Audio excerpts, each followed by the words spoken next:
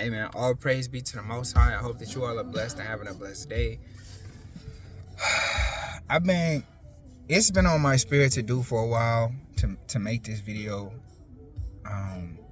Really to just show my appreciation for my family and the time that we're going through right now.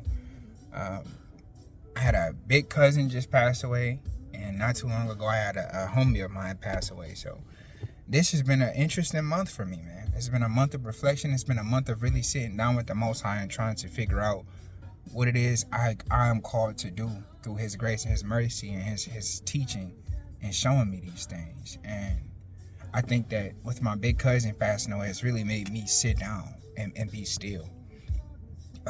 And this caught me by surprise, right? Just a month ago, I reached out to her, and now y'all know I have the tendency to not pay my phone bill, and that was something that, shout out to my cousin India, she was like, cuz, you got to pay your phone bill, because what if we want to reach out to you? What if something happened? And I paid the phone bill, and I had to reach out to my cousin because she had my Bluetooth speaker, and we ended up just having a short conversation, but I ended up telling her that I loved her and I appreciated everything she was doing for my auntie, and I'm just glad I was able to say that. And looking at the messages, you got to delete that stuff because it'll keep bringing you back to a state of grief. But I was reflecting on it because I keep breaking down because these emotions come in waves, and I had to ask the Lord, like, why am I so sad about this? Like, I know physically I know why I'm sad, but the philosopher in me was like, why am I so grieved? I know what comes after this.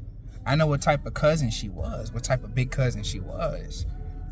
So why am I so sad? And I was pondering, even in my reflection, I was called back to a memory that my grandfather, he said something at my father's going away service, his homegoing service. He said that no matter how much knowledge you have of the life that comes after this one, it does not make it easier. And I think that's where I'm at with it.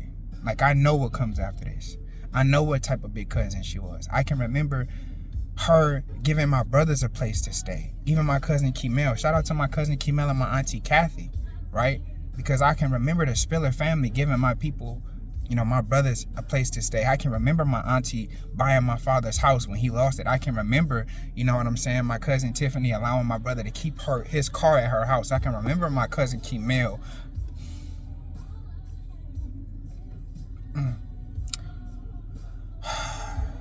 And so, knowing all these things that they've done for us, this family has done for our family, and all that they've lost, I was grieved about that too. And as I'm like, again, in deep reflection, thinking about all of these things she's done for us, especially when I was a child. This is a woman that's been in my life since I was a baby, has had her hands in my life since I was a child. What they say in Japanese, kodomo no toki. When I was a child, my big cousin was there, going to her house and playing Mario with my brother Shabak and Amir. And Amir was blowing the cartridges to the Super. I don't know if it's Nintendo 64 or Super Nintendo, but he was blowing the cartridges. And every time he did it, it would work. So she called the nigga Hot Breath Harry. Or Shabaka wouldn't eat, so she called him Hunger Strike Boy. She's like, you act like you don't want to eat nothing. She's like, cuz, you act like you ain't hungry. Go get you something to eat. She's like, we're going to have to start calling you Hunger Strike Kid. Hunger Strike Boy. Man. So, again, I'm asking God, I have these fond memories of this woman. God, why am I grieved? And I had to think. It's not that I miss the fact that she won't be here, because I know that all things in this life have to come to an end, that no man knows his day nor his time that he shall transition. See, I know this. I've sat with the Master enough to know this. I've sat with Real Kakadesh enough to know this. I've listened to the Father enough to know this. But it is the fact that I was able to experience God's grace and His mercy through my big cousin.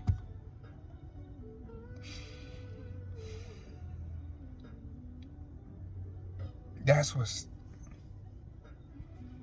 like, what made us worthy to receive that type of love?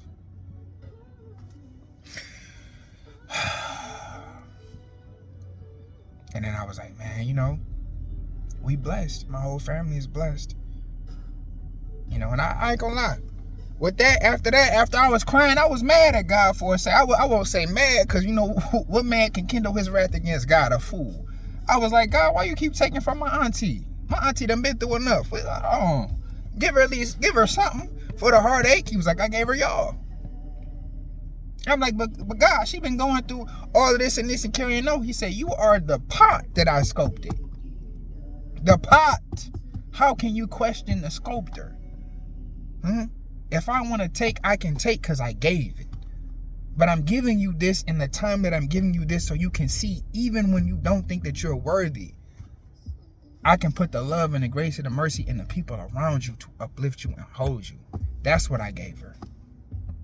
So while you sitting here questioning what I've done, look at what I'm doing. Right? Your big cousin did everything she was called to do. Look at her life. Look at all the people you claim she helped. Look at you. Look at how she influenced you. Look at your brothers. Look at your cousins. Look at Marion and Maya and Joy. Look at all of these people getting on social media heart broke because she not here no more. She did her job. Go do yours. I was like, oh, okay. All right. I'm gonna shut up. I'm going to stop talking. But I got something else. I got something else to say. Because look, hold on. You see what I'm saying? But I was thinking that, man, and it's coming waves, man. It was coming waves for sure. I was in training the other day, and I was in the car. I was outside. I was on time, and I just sat in the car for 15 minutes crying. I go into training. I'm like, let me get myself together. Iaido. I go into training, and my sensei's there, and I had to, bro, I couldn't even speak because every other word I felt myself about to break down.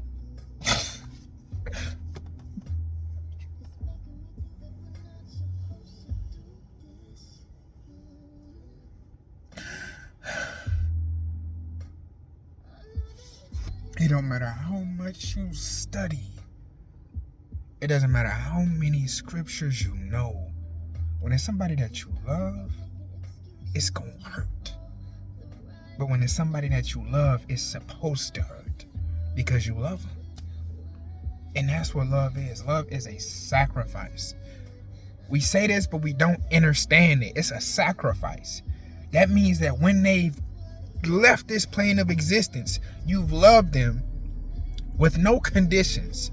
And so when they're gone, all conditions are met. That's all you had to do was love them.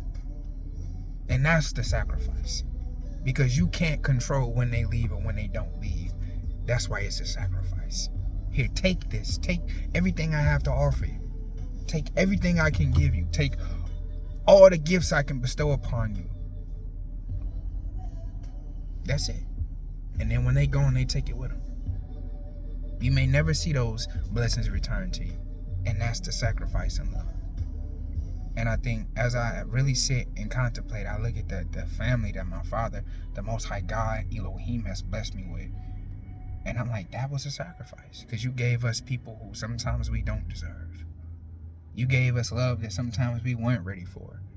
And many of us were not ready for my cousin's love. Many of us are not ready for my grandma Anna's love, for my father's love, my fleshly father. Come on, many of us were not ready for my auntie Kathy's love, but they gave it anyway. And that's the beauty of it. And that's why I miss my big cousin. She's like, you my baby cousin. This is my baby cousin. Come on, you my baby cousin.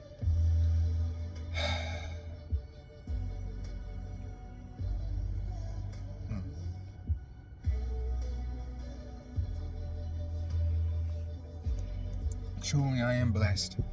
So after all my ranting and all of my emotional instability, I still fell on my face to thank God that He thought to give my family the people that He gave my family. The love that He gave my family is unmatched. When I look at our history, as my big brother Chin would say, look at their history, look at their record. When I look at my cousin's record, I know she did way more good than she could ever have done negative. So if people got beef with Tiffany, you know, you probably do. But I don't got no beef with her. Nigga, that's a personal problem. That's a personal problem.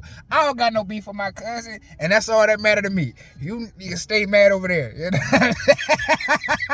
Hey, look, I remember when she was feeding my brothers. I remember she let niggas come stay with her. All right, you know what I'm saying? Look, I love my cousin. If you got beef with Tiffany, you should have squashed it, nigga. Tough luck. Hey, let me chill, because I'm still emotional. Look, A nigga may go in the house and cry, Jesus, but I thank you, Father.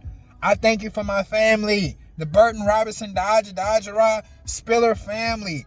I be forget what's Marion's last name. I be forgetting my big cousin Marion's. Is it Spiller? It's Burton. Is it Burton?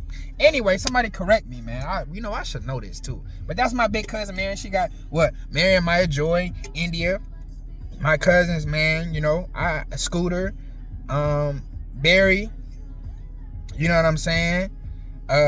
Destiny, Carly, they're all of the family, man. You know what I'm saying? We argue and we have our little stripes, man. But when push come to shove, I feel like we some real niggas. That's really what it is. We some real niggas. That's really what it is. Niggas are really slide, really make it that type of timing. But you know what I'm saying? I'm blessed to have my family, man.